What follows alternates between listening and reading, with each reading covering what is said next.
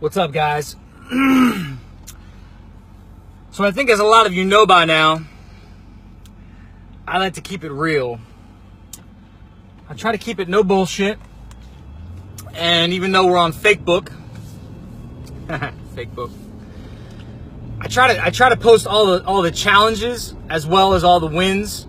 Really haven't posted a ton of wins lately, even though the team's had a lot of them. I've been letting the team post the wins, and I've been doing a lot more of the challenges. And in the last 7 or 8 weeks, I've made a tremendous amount of growth. I've gone through a lot of shit, and I want to share some of that with you right now. There's a lot of changes have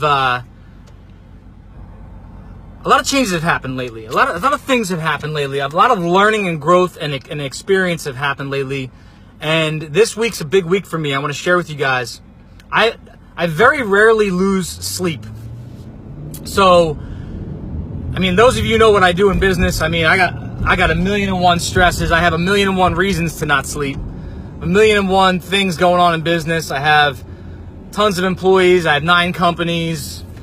All kinds of projects going on. All kinds of reasons to not sleep, right? And when I tell a lot of you why I'm losing sleep, some of you guys are just going to laugh, right? Because this is kind of silly to a lot of folks. Because when I say to a lot of people, I've told a lot of people this, and they've kind of said, like, you got to be kidding, right?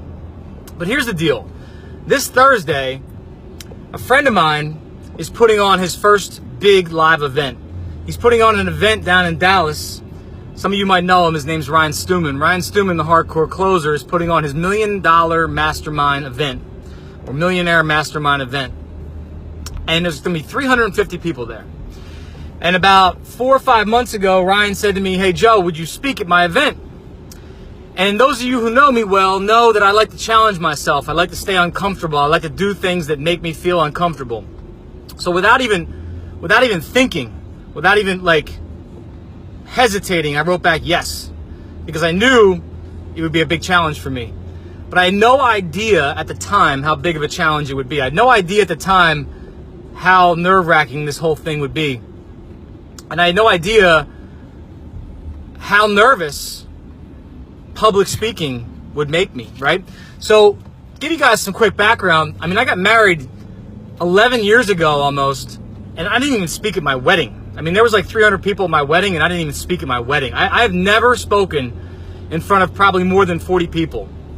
In fact, my uncle died last year, and I had to speak at his funeral, and there was probably 80 or 100 people at his funeral, and I don't know how I got through reading his eulogy. For multiple reasons, not just the public speaking piece, but because he was so close to me. So now I get asked to speak in front of this crowd, and I think to myself, holy shit, what did I commit to? What is going, why did I do this? Why did I say yes to this? Because this is something that's so far outside of my comfort zone. So I hired a speech coach. I hired a coach, turns out, thanks to a really good friend who I don't want to put on blast on Facebook, a really good friend that I've known for many, many, many years, says reach out to this person. She's a speech coach. Turns out she's like a baller speech coach. She actually helps people do public speaking events for like TED Talks and stuff like that, and she's amazing. So I have a few virtual calls with her. I've never met her in person, but she's walked me through a few things. I learned a few things from her. So any of you who are looking to do public speaking, here's a few things that I've learned from her. Number one, I always thought that you wrote a speech and you literally had to memorize that thing and then get on stage and repeat it. That's number one. It's completely wrong. It's completely ass backwards. In fact, what you do is you memorize bullet points and then you tell stories about those bullet points. In other words, the speech is never going to come out the same way twice. You're going to tell stories that you're comfortable telling. You're just going to tell them in front of an audience. You're not going to read. You're not going to memorize. In fact, you can't physically go up there and repeat something you've memorized. It's just not going to work. It's not going to sound genuine. It's not going to make sense to the audience. And it's made me feel a lot more confident now that I've recorded this speech a few times and rewatched it. The first time I recorded like a memorization of a speech that I wrote. The last time I recorded it, I basically never even read my notes. In fact, she asked me on the last recording, did you even have notes? And I said, yeah, they were sitting in front of me, but I barely read them. I just kind of went off what was in my head. So something else I learned was that this is probably going to be the most nerve-wracking thing I've ever done. But you gotta face your fears, right? So I'm going to go down there, and there's a lot of people in this audience that I have a lot of respect for, which is probably what makes me the most nervous. I don't want to let them down. I don't want to get up on that stage, and I don't want to make them feel like Joe let me down. Like they look at me and they think, you know, I'm on this level, and then I get on the stage and they're gonna feel like, wow, Joe really didn't bring it.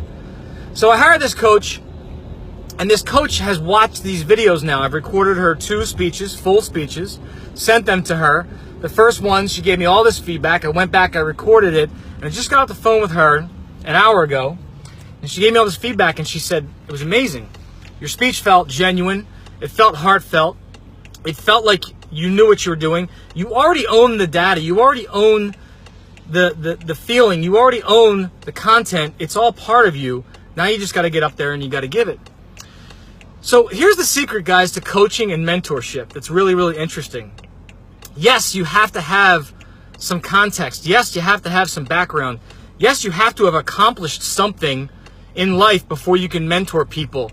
And I don't believe that these 20-year-old mentors that are out there selling themselves as mentors really have enough life experience to mentor anybody.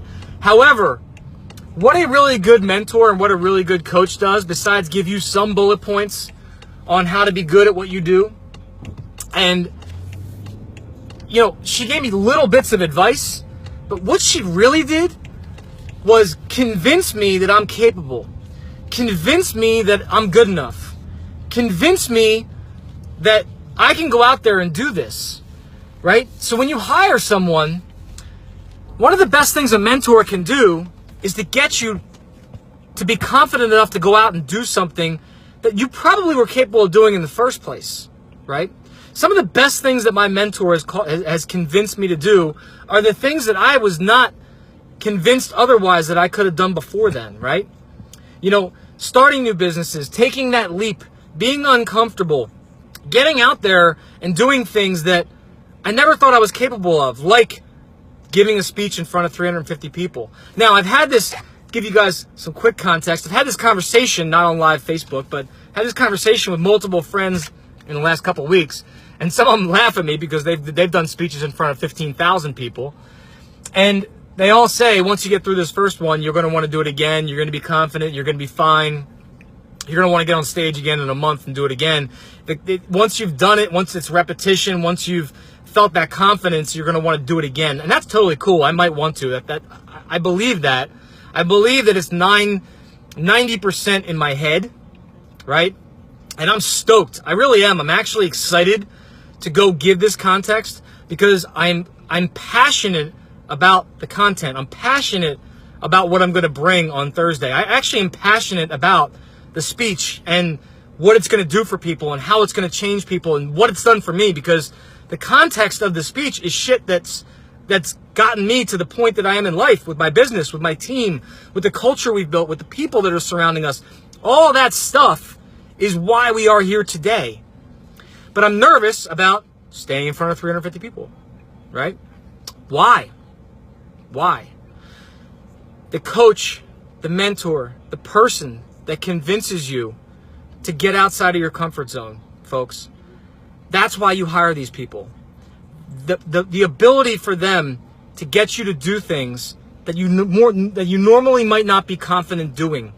That's why you hire somebody. That 10-minute phone call, half an hour phone call, her just telling me to breathe, to look at my Apple Watch before I go on stage and breathe, is worth every dollar that I paid her, right? To have that coaching session. To be able to get up there and spread this message that I'm so passionate about in front of 350 professionals that I might not otherwise know. I probably know 20 or 30 people in the room.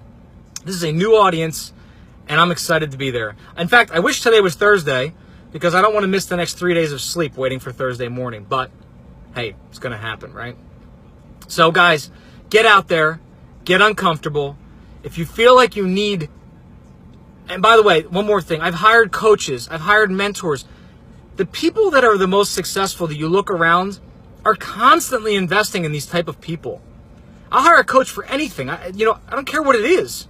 I hire coaches for my kids. I hire coaches for my team. I hire coaches for myself. If it's something I want to improve, I know just the fact that I hire a coach to do it is going to get me over the hurdle.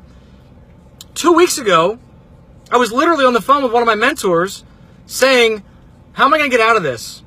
How am I going to call Ryan and tell him I can't make it? How am I going to bail on this event? And he literally laughed at me and he goes, you know that's not the type of person you are. You know you can't do that. You know you need to get your ass down to Dallas, right? And I knew it wasn't the right thing to do. And I knew I couldn't bail on this. And I knew I had to put my heart into it and make it work, right? Because I knew it was the right thing to get down there and do it. And now I have the confidence, and now I have the ability, and now I'm going to jump on stage and kill it. But the point is, guys, it was the coach that helped me do that. It was the coach that taught me to do that. So get out there and face your fears, folks. Get out there and change the world. Get out there and do something that's going to be greater than you, because I know that you have the capability. I know that you have the ability, and I know that there's something deeper inside of you that you know that you haven't tapped into yet. If you find value in this video, all I ask is that you share it. Have an amazing Monday. I'll catch up with you soon.